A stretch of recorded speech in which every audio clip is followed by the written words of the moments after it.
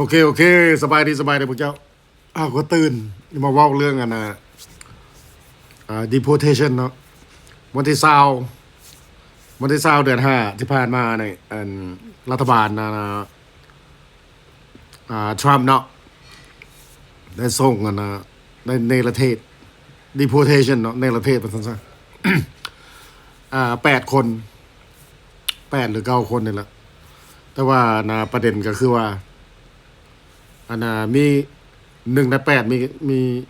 มีคนลาวผู้หนึ่งส่งไปSouth Sudan เนาะ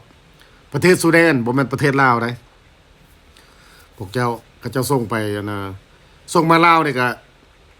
ยังโอเคเพราะว่าเป็นคนลาวได้ผู้ที่ส่งไปก็สิแม่นมีก็กรีนคาร์ดบอกเลยว่าอย่างนี้แหละconvicted criminal หมายความว่าก็จะมีคดีนะ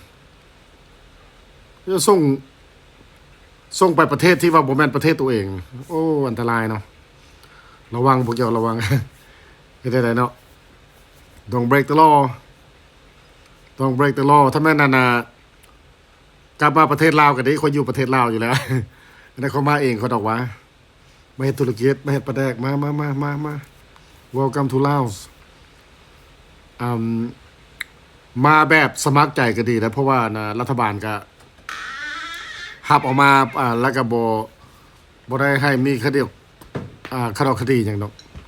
แต่ว่าถ้าเจ้าวอลันเทียร์ถ้าเจ้ากลับมาเมืองลาว